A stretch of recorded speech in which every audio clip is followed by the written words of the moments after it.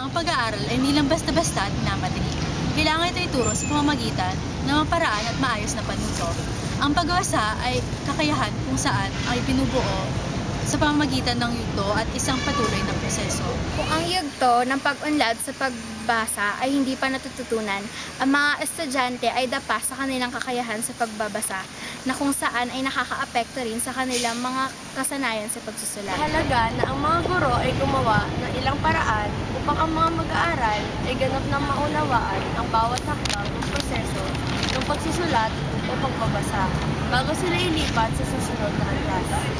Ito ang sinasaad ni John Shal, isang bantog na dalubhasa sa pagbabasa at taga-aral ng kurso psychology sa Harvard. At ito ang 5 yugto ng pag-unlad sa pagbabasa. Ang 5 yugto ng pag-unlad sa pagbasa ay binubuo lamang ng 5 proseso. Una, ang pre-reading stage na nagsisimula sa preschool. Pangalawa, ang initial reading or decoding stage, pang-edad 6 hanggang 7. Ito naman ay ang automaticity stage na para sa 7 to 8 years old. Pang-apat ay ang reading for learning the new na para sa 9 to 13 years old. Ang panglima naman ay ang multiple viewpoint stage na para sa edad 14 hanggang 18. At ang huli, ang construction and deconstruction stage na para naman sa 18 pataas.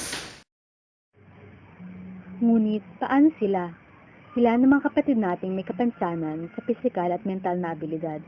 Ang mga kapatid natin na kuminsan ay pinagkakaitan ng kanilang karapatang mag-aral dahil lamang sa kanilang kapansanan. Ang mga kapatid nating inabandonan ng mga taong dapat protektas at umaalaga sa kanila. Paano sila? At ang mga batang may espesyal na pangangailangan, dapat ba talagang sundin ang antas at edad ng bawat yugto ng pagbasa ni John Shal? Samahan niyo kami at alamin natin sa dokumentaryong ito.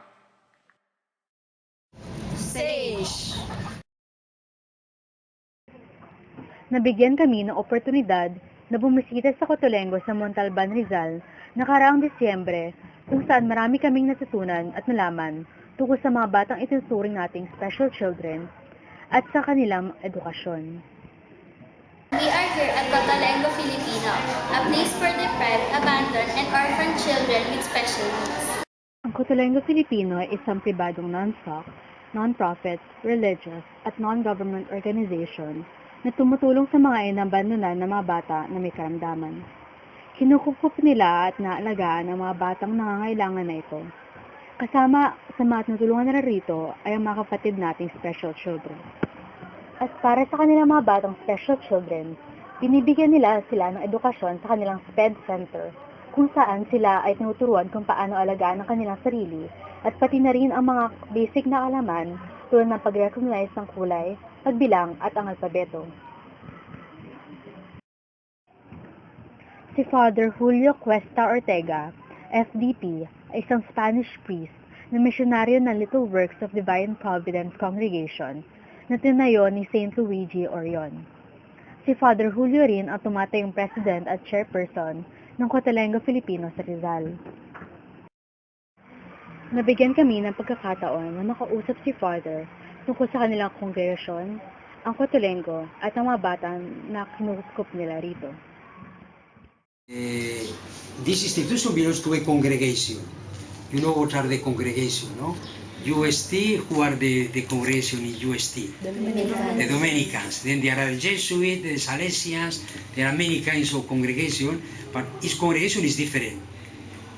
The Dominicans, they are with schools, preaching. Our congregation is for charity. So we are working in 32 countries, and we are working everywhere with poor people. Believe, as Christians, we believe in the dignity of the children, of these people, of poor people. That the dignity doesn't depend on the money, doesn't depend on the intelligence, doesn't depend on health. Dignity depends on God. That all of us are children of God. And God has a special place in His heart for these children. And we know that all those who are around the children, helping the children, with the children they will enter in the heart of God. So we believe we are trying to do the best. I call this the children of the providence. The providence is God. God provided them. Are the children of providence because we are abandoned by the families, abandoned by the government. The government is doing nothing for them. So who is taking care of the children? The divine providence. So they are the children of the providence. Bukod kay Father Julio, nakausap rin namin ang ilan sa mga guro na nagtuturo sa SPED Center ng Cotolengo. Nakausap namin sila ukol sa edukasyon ng mga bata at kung gaano ito kaimportante para sa kanila.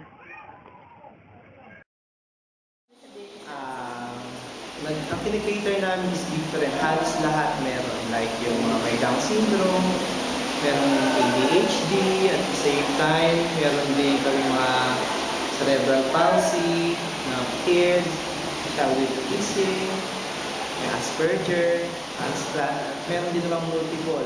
So, isang bata, andun na sa kanya lahat ang sabihin. Okay, so sa reading, hindi na ako nag-expect na matutong magbasa yung bata. Hindi na ako nakafocus na matutong sila magbasa. Maka-recognize sila ng ilang colors, ilang numbers, ilang letters, malaking bagay na yun. Okay, so yung etong alphabet na yan, nasa siguro sa isang taon hindi pa namin siya natatapos. Yung number namin, very important. Importante kasi din na, unang-una, yung socialization. Kasi kung yung bata stay lang sa bahay, nagtitili lang siya, nagbibisig lang siya, wala siyang interaction sa tao, parang may kulang. Parang pagka lumabas sila, maninibago sila. Unlike kung nag-school sila, lumalabas sila, may mga activity sila, parang aware sila na, na meron palang gano'n na pwede sila sa ganito, pwede sa ganyan. Isa pa, ang doon is natututo sila dito kahit yung maghawak lang ng proper yung play, yung makipaglaro sa ibang bata, malaking bagay yun. Isa pa, yung dito sila natututo ng self-care, mag-brush, maglagay ng powder, ng tulong, tapos Ang pagtuturo ng pagbabasa sa mga bata na may espesyal na pangangailangan, kahit na hindi nila ipakita ang pagkakahanda nila sa pagbabasa, ay nagbubukas ng panibagong mundo na impormasyon. Upang matuto ang mga bata, mainam na ang mga guro ay maghanda ng iba't ibang klase ng materyales na makakatulong sa pag-aaral ng mga bata. Dahil ito ay magbibigay inspirasyon na magsipag sila sa pag-aaral, pati na rin sa pagbabasa. Tunay na naging makabuluhan ang naging bisita namin sa Rizal. Natutunan namin na maaaring hindi lahat ng tao ay maabot ang last stage ng pagbasa ni John Scholl.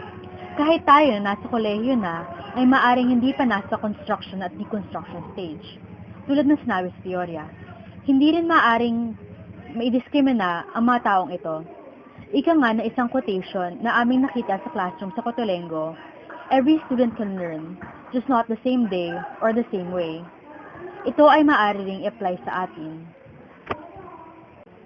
Matapos ang lahat ng iyon, may isang tanong na lang kaming itatanong sa inyo. Batay sa 5 stages of reading and development ni John Scholl. Ikaw, nasan ka na?